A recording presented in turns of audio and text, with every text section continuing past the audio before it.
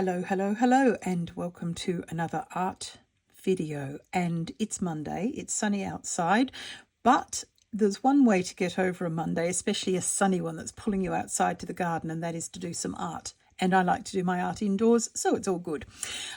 My name is Debbie. I'm a mixed media artist, and if you've been following me, you'll know about my Favourite 5 series, and this is another in that series, except it's a little tiny bit different. Normally I've been looking at a particular mixed media material and just going with the colours, and this time I'm going to show you it's sort of colours, but I'm using several mixed media materials, so there'll be 5 and one honourable mention, and this is for my summer tree edit since it's very relevant right now. Before we get started, as usual, if you like what you're seeing, please give me a like, a thumbs up, and consider subscribing. That really helps my channel. And if you like what you see in my art style, please consider joining my Patreon, where you see a hell of a lot more of this sort of thing, more in depth, and just more. And all of those links are in the description box below. I think you probably know the deal by now. So I'm going to work in my Stillman and Byrne sketchbook today, which is where we've done a lot of the other Favourite 5 ones. There's one that was a Lightwish one, and another review sketch. Gosh, where are we? All sorts of different things. Here's the intense one. That one is very easy to find. All of these are on the playlist, so you can actually find them quite easily. And this was my Favourite 5 Light Fast, and somewhere back here there was a Favourite 5 Gouache. So lots in this series. Now I am going to stick with the Favourite 5 focus on greens, because this is all about summer trees. So do bear with when I use a couple of other colours to do the sky and the field, and I'm going to allow myself that for the simple reason that we have to have a whole picture, and yeah, that's the best way to do it. Excuse me. It's allergies. It's always allergy season. And of course, making sure my nails are clean too. I hate that when I'm on video. I've got my summer manicure at the moment, which means dirt under the fingernails because I've been in the garden. So I'm continually watching to make sure that my hands are clean. It's that time of year. They're as good as they're going to get. Right. I'm just searching for a brush right now and finding one. That one might do nicely. It's my favourite. No, this is the one I'm after. So these two, Dome Blenders, they're great, and you'll see why in a minute. It's the way I sort of work with this sort of thing. But before we start the picture and the sketch, let's have a look at the swatch of what I've got here. So my first thing is to look at gouache, and what I use for my trees is a mixture of the darkest blue you can manage, the darkest brown, and the darkest green. And I mix these 3 colours together to achieve a particularly nice dark green. I like it. When I say particularly nice, I think it's particularly nice. It's really good too because you can add water to it, and there are quite a lot of nuances in that particular green. So that's your darkest blue, darkest brown, and darkest green. You might think, well, why would you be making this colour green when you're already using a darkest green? The simple reason for that is the greens, they're just not the green I'm after. I had a play one day and I came up with this colour green, and it's just perfect for the oak trees at this time of the year. I'm in Germany, and we have beautiful dark green oaks, and we've got these fabulous blonde straw coloured fields to go with them at the moment, so it all looks fabulous, and this green is just perfect. So if you're after a really dark green, the other thing I like about this dark green is you can play with it to make what you want. So if you want more of a bluey green, you add more blue, more of your darkest blue. Mine is a Payne's grey, which I've been calling indigo for ages until I found the actual tube when I refilled it. It's Payne's grey, Castle brown, and a leaf green. It's these are all gouache colours, and I really avoid giving colour names because you have to have that colour brand. And if you don't have that colour brand in the country where you are, or where if that brand, you're not going to find that colour. So I'm just saying dark blue, dark brown, dark green, it will work. And this is what I get out of it. Now I notice, just block that off a little bit because I will smear that everywhere.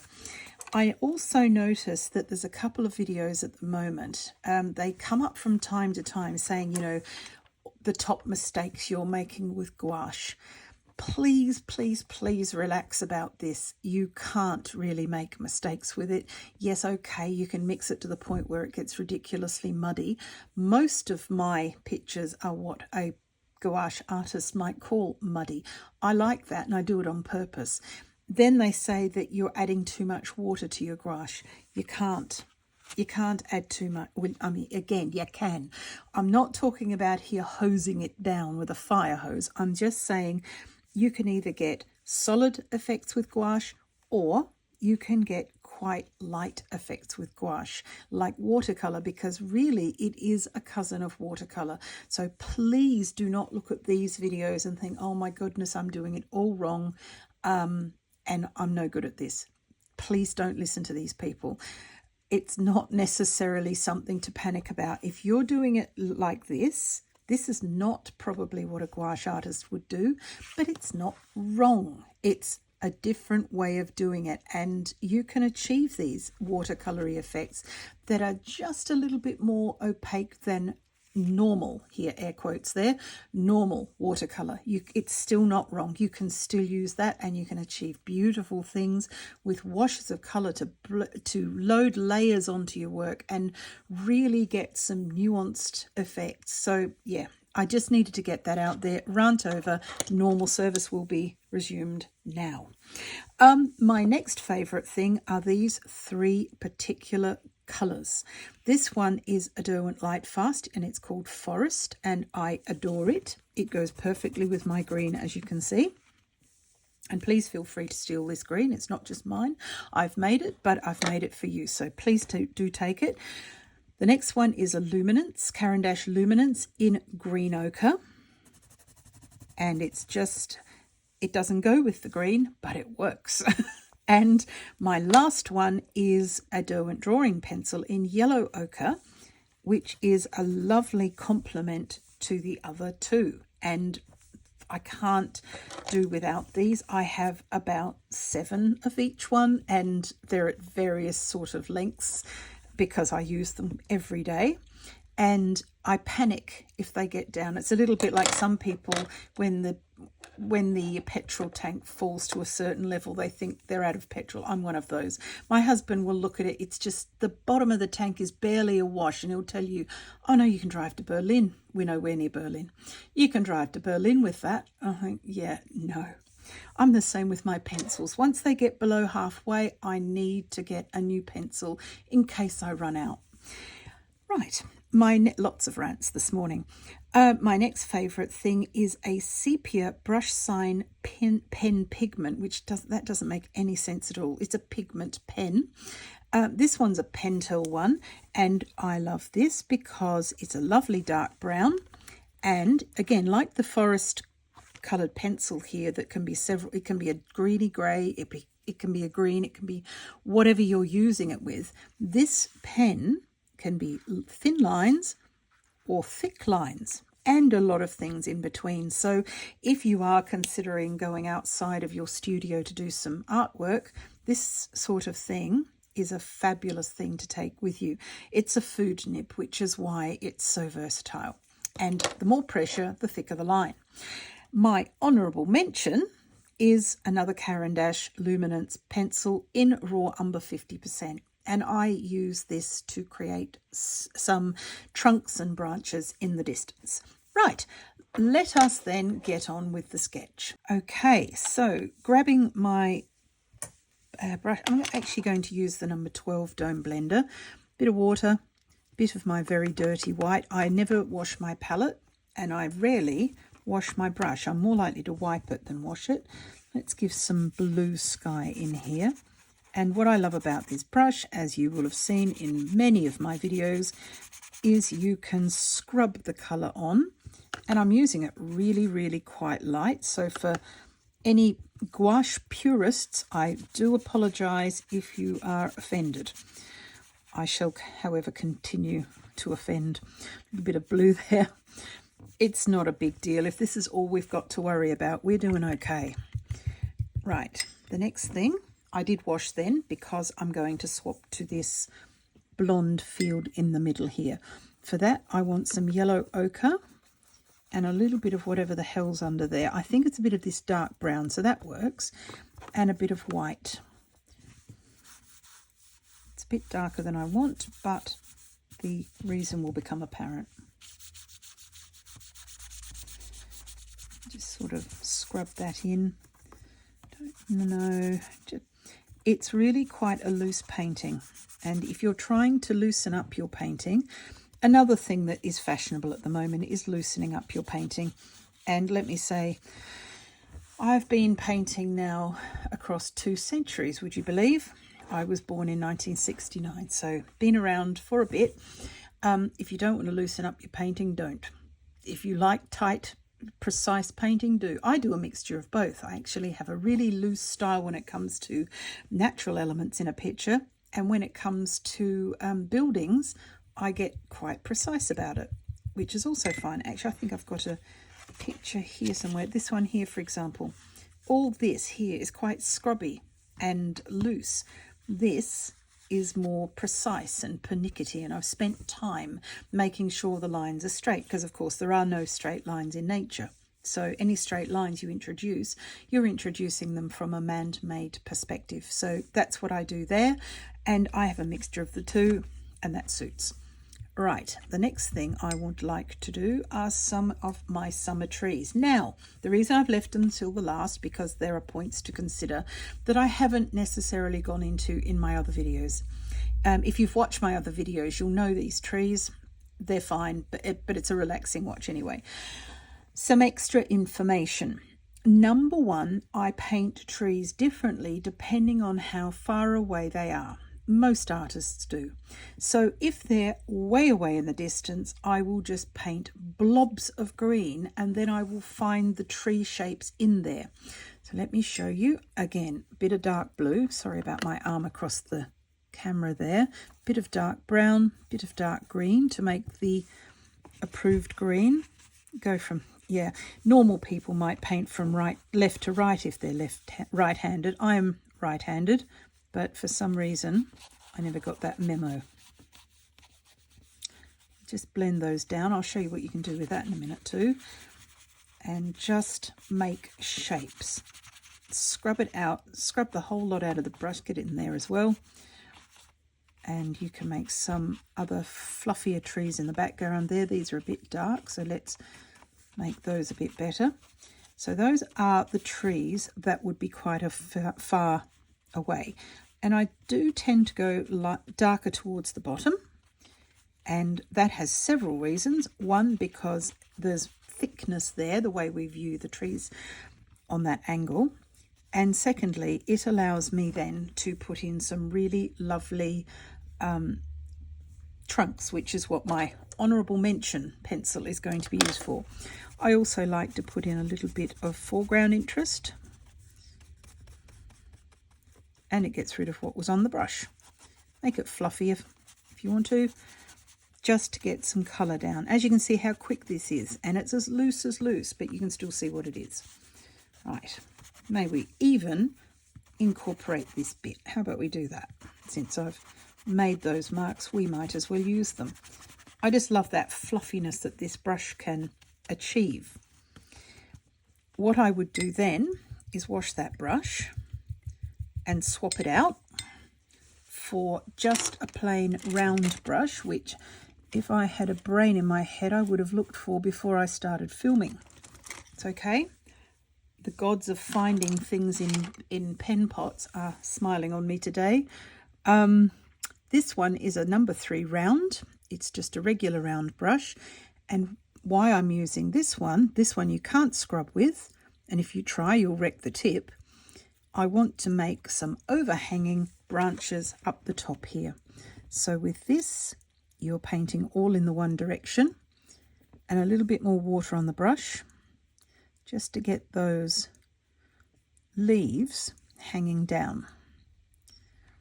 So what we're really looking at here, the perspective as the observer in a picture like this, is you're standing in a shady bit of a field under a nice tree.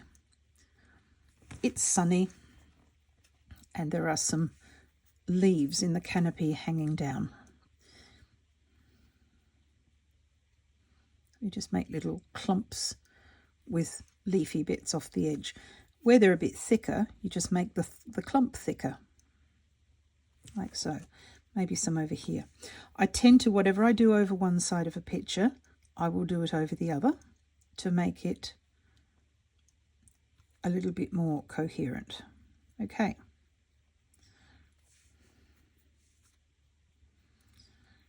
So just like that, so that you're standing there in the picture. Now before I dry it, I'm going to do something else. Back to this other brush, so swap that out. Back to this other brush. This is my small number 10. Bit of water, no paint. And I'm going to just blur some of these areas here. This is what I like about gouache. I don't want that to be a strong outline. I want to blur that on the horizon so that it all sort of comes together nicely and adds just a little bit more texture into the field. You could, at this point, if you wanted to, darken it up even more. Again, you just add your colours, put them together, make them darker, add another layer. And that just gives us something to do in the next step. You can darken down here too. Generally speaking, in a picture, the closer something is to you, the darker it is and the more detail it has. So we really darken that bit up, and under there I might add the beginnings of some foreground interest too with this second lot, and I can only do it with this brush like this. If I used the round brush, it would completely ruin the tip, as I mentioned. So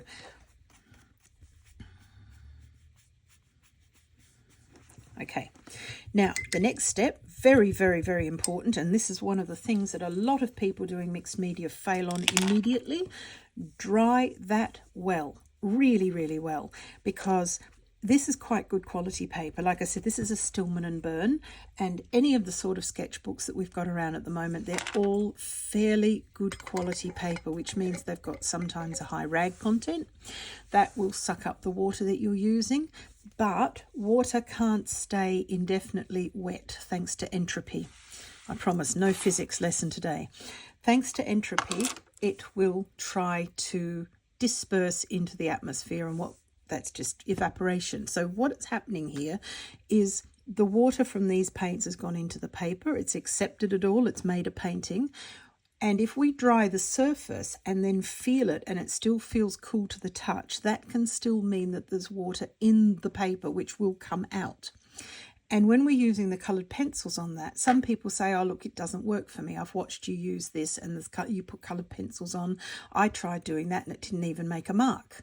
It won't, because it cannot go over something that's wet. So what you've got to do is I dry the surface, and then I open up and I dry the back of the paper as well on both sides, so that it is dry to the touch and warm to the touch. Warm to the touch, or room temperature to the touch, is more important than dry to the touch, because like I said, it can be very deceptive. So that's what we're aiming to do right now. I've got a Ranger heat tool because I make cards as well, so I'm going to use that. But like I said, I also dry the back until it's dry and feels warm both sides. You can use a hairdryer. You can put it in the sun for a while. You might be doing a little art bite where you've only got time to put the gouache down, in which case find a sunny window and put it in the sun and it'll be fine, and that's okay. Again, it's not a panic, but it is something that people fall on when they're doing this, and they will say, look, you know, I tried mixed media, it didn't work for me. I was fine with the paint, but when I got to the coloured pencil, no good, and it wrecked my marker. That's because there's moisture somewhere in the paper that you've not gotten out. And some of these markers, like the Pigma Micron markers, they're fabulous. Do I have one here so that I can just show you what we're talking about? Yes, here we go. This is the barrel you're looking at. These are fabulous markers. However, one tiny hint of moisture and that's the end of it. It will never work again. I've ruined a lot that way until I learned that. Some others are a little bit more forgiving and you can sort of scribble on some paper until they get going again. But the Pigma Microns are notorious for that, I've found over my years of using them. So you may find it different, but yeah, for goodness sake, leave a hint in the comments below if you've ever got one to work again. Right, I shall dry this and I will be right back. Okay, so that is all lovely and crispy dry and we're ready to create some summer trees. So far you've seen me do this before, but like I said, there'll be things that we haven't discussed and I do this off the cuff with no script when I do my videos. So I often think of something and put it in another video and here we are. Right, so when you're working on a scene like this, you work from the furthest point towards you.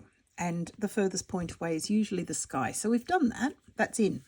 The second furthest point will be anything on the horizon. And on in this situation, we're standing under a tree, looking across a field at some more trees. So these trees here. So again, I'm just going to choose a colour and I'm looking for trees. The colour I've chosen is my green ochre. That's the next one, next lightest here. And I use that for all of them. You can vary your greens, but the funny thing about this, and any of you who go back through my videos, you will find that I stay fairly sure that I have to have all the colours. I have a bad case of full set syndrome and I've bought all the colours. And I often say to you, I don't know how people work with a limited palette. Well, actually, I'm starting to realise that I do, in fact, work with a limited palette.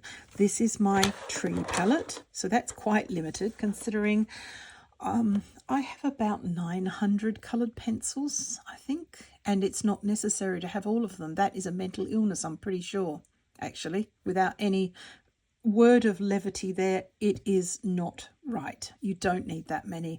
I love them. I love the colours. I love to see what they can do, but you don't have to have them. Actually, the ones I use the most often are these, especially at this time of the year. Now, obviously, this is the summer tree edit, which presupposes that there will be an autumn, winter, and spring tree edit, and you would be right about that. So for my summer trees, these are the colours to have. And that will change later. And so maybe I will use one of the other 900 odd varieties.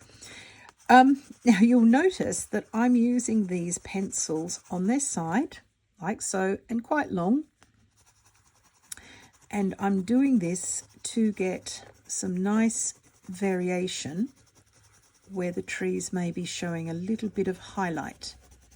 Up the top, the idea is to show where the sun is shining through the trees, where they will reflect yellow, because as you know, trees are green, and it's made up of blue and yellow.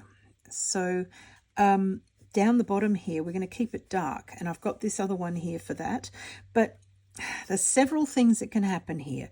In some of my pictures, I've used them really quite on their edge, like so, to really get some colour there. And I'll do that in a minute. So just let one thing at a time, but you can see there, that's really darkened that up. For the start, I'm doing what I call finding the trees. So for example, you can see a vague shape here, and I'll just highlight that bit, leaving the dark bit behind it quite dark. And up here, there's some fluffy bits. We can turn that into a slightly larger tree that's got the light shining through it. Here's another one. And very light layers are important. So we've got all the light layers now. We've found all the highlights and where, you know, here's a bit of a branch hanging down which may have caught the light, that sort of thing. Now I'll hold the pencil a lot closer to the tip and I'll look at where I'd like to make those highlights a little bit more solid. But I won't obscure all the other colour there. Just here and there. I'll sharpen this up a bit. Some of it I quite like. I don't want to wreck it, so I don't want to fiddle with it. Other places it just needs a little bit more sort of oomph. There's another bit that could do with some.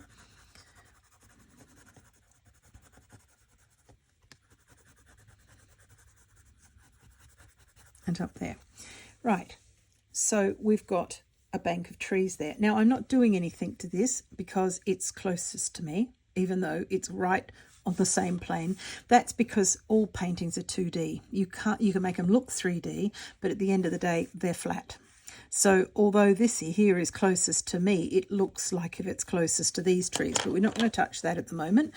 Now I'm coming in with the yellow ochre, and I'm going to increase some of these highlights at the back, and this gives the impression of having some light there, lighting the top of the trees, and especially these fluffy ones.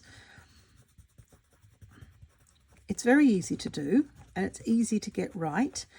And the best thing is, if you don't like it, rub it out. I have a Derwent battery operated eraser here, which is really good for rubbing out a very, so for example, supposing I didn't like that and I wanted a bit darker again. Actually, that's not a good place to show because it was dark anyway. It's light anyway, it's not easy to see. You just rub that small area out and redo it. So it's really, really good for that. And I have it near me all the time to repair any mistakes.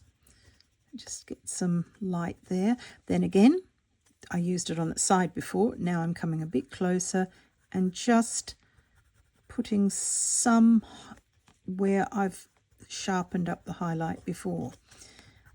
The paper will only take so many layers, that's the thing. And once you've reached that limit, that's it. So light layers, a little bit at a time.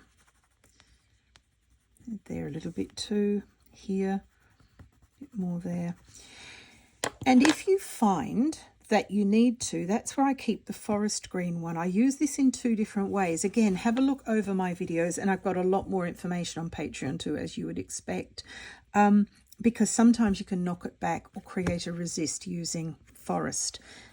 So, you know, if you're not quite sure, if you think, oh, look, I want to bring a bit of dark back into there, that's where this one is quite good. And you can just knock some of that colour back again. The honourable mention then is used, and that's my raw umber 50%, is used to create some branches and trunks.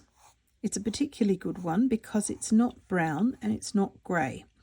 And trees are the same. They're not brown. After we leave grade 5 in primary school, trees are no longer just brown. And we also stopped doing a strip of blue up here with a bright yellow dot in it for the sun. All of those things tend to stop at the same time because we observe differently. And trees are not brown. They are a grey brown. Sometimes they can appear black. It depends on the light. Depends on the time of year too, and how much of the trunk you can see. See, I can bring some of this down and actually even bring the trees down into the field area more.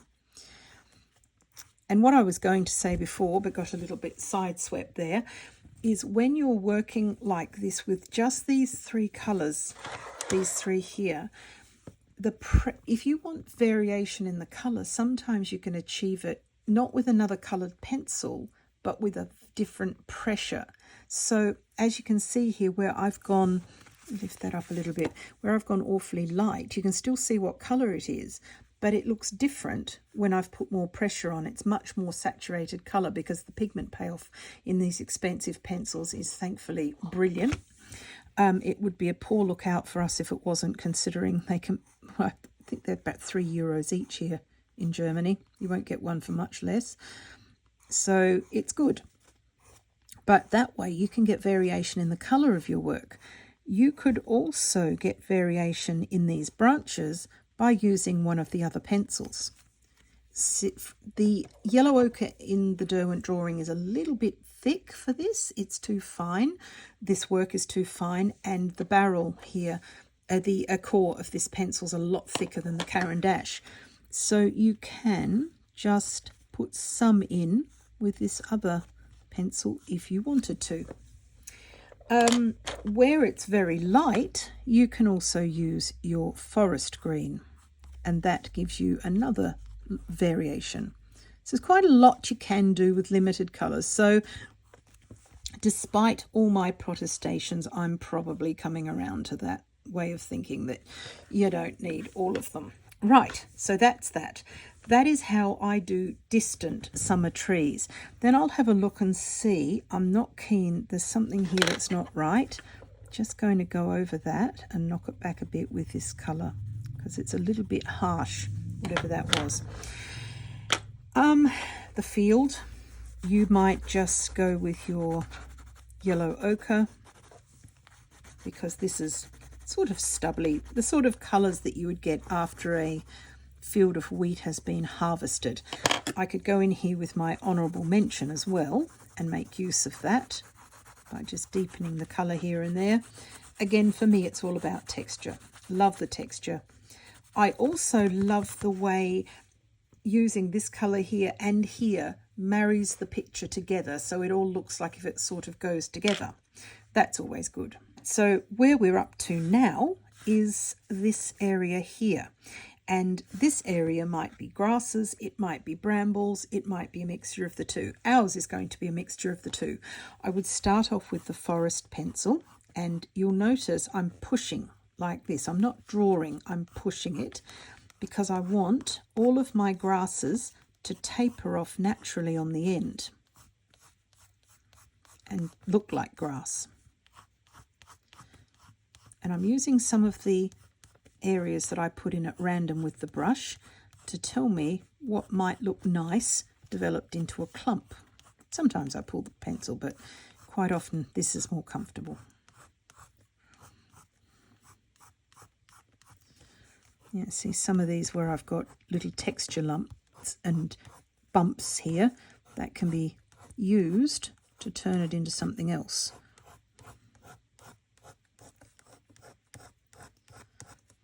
And down here you won't see what I'm doing, but you will in a minute. Let's just develop this area too. Like I said, we may as well incorporate the whole thing. The next thing to do is I would like to do some brambles, and this pencil is at this food nib marker is great for that. Just nice, tangled, random, not always going anywhere. Again, I'm pushing it up.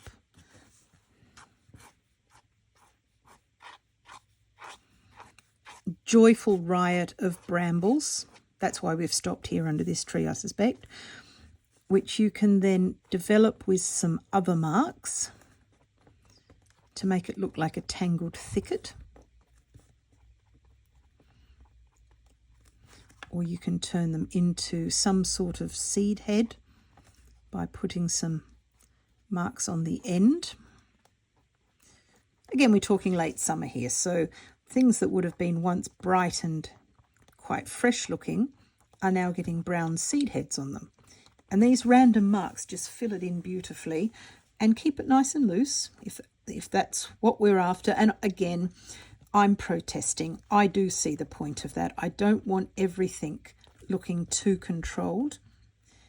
And with the various different pressures I'm using with this, I can do just things that might look like if they would occur in nature. Like some of these might be little leaves, some might be seed heads, some might be the beginnings of fruits, some of them might be old leaves, that sort of thing. Leaves and blossoms at different levels of their life cycle. We don't know, and it doesn't matter. As I tell my Patreon students constantly, and any of them watching here today will nod wisely, your painting doesn't have to be realistic. It just has to be believable. And believable is what we're after. Now, the next thing is even in the depths of something like this, you don't see some details, but you do see some textures. So that is where I wouldn't be using this yellow pencil. We've already used the green. I would be using the honourable mention to just, again, make some more marks here. It lightens it up and gives it a bit of visual interest. And being the end of sort of towards middle to late summer, you can expect some of these grasses to be dying off. Some of them might be stray wheat or barley or whatever was planted in this field may have landed here. Birds and animals have moved them around. So if this has all died off and has gone and ripened ready for harvest, any of the stray seeds that have come into here will be as well. So you'll just see a clump of green grass with a random, much paler, different sort of grass in it. And that's what we're attempting to find here. Not overthinking, I promise. It's just observation and trying to make it look realistic. And finally here I would add a little bit of this green. 2 reasons. One, because it can occur, and like I just said, grass all ends its life cycle, begins and ends its life cycle at a different time. And also because I've used this green here, using it here ties the picture together a bit. You can make little clumps and areas like so forth. And as you can see, it's quite quick. That's a picture that you could do outside and actually achieve something. That leaves the overhanging branches, which is actually what these are the 2 elements that are closest to the observer. The observer is presumed to be standing here, just slightly off the picture, looking and having some overhanging branches. There are 2 ways you can attack this. You can leave them alone and do nothing. Leave them alone, yeah, pun intended. Or you can put a little bit of lighter leaf to the bottom where the sun might be shining through. So if I was to leave them alone, they'd look like this. Or I could just go with a little bit of this just to lighten up the very edges. And really only the very edges, because further up into each clump, the sun isn't shining through them as much. I tend to leave them actually, but because we're using these elements, we'll just see what it looks like. So again, I'm just making little marks, exactly as the same as I used with the brush. And here I would use this one, because since we've gone down this rabbit hole, we make it as light on the tips as we possibly can to show that the sun's shining through them. Like so. So you can do either one. Either looks okay. Like I said, I tend to leave them alone because they're in the highest amount of light, and they can be just silhouetted. It doesn't have to have anything done to them at all. If you wanted to, you can also use your marker to make some branches that might be visible. Excuse me. I wouldn't do that because this is a small sketchbook and it's a small sketch and it's too much overwhelming detail. So keep that to a minimum. Just have the leaf canopy there. And again, if you've gone too far and you want to knock it back, that's what this pencil's for, just to get some of the colour out of it. So you can have this in reserve to get some of the dark back again. And otherwise, I would consider that sketch to be finished and then leave it alone, because I'm more than capable of ruining it by fiddling with it. So gouache, colour pencil and a fine liner, a food nib fine liner. You can get these in black and grey and all sorts of things, different brands. I love the Faber-Castell ones as well, and it's never far from me. Here it is right here. Same deal. It's a food nib and it's an India ink, this one, which is good. I believe this one is. Let me just see if I can find. It's fade and water resistant, so I'm assuming so. They're really quite good to have actually in your kit, and you can do quite a lot with them. So that is my summer tree edit. Thank you so very much. If you have been with me the whole time, thank you so much. I appreciate your time more than I can say. And like I said, if you enjoy this sort of sketching and this style, do consider checking out my Patreon. There's lots on there. I've got collage and book reviews and swatches and art hauls, lots of things on there. So do have a look at that. Other than that, I will see you next Monday, and thank you so much for your time. Have a fabulous week. I hope you fit some art in. As you can see, it doesn't take long to produce something with this style, and it's so satisfying. See you again next week. Bye.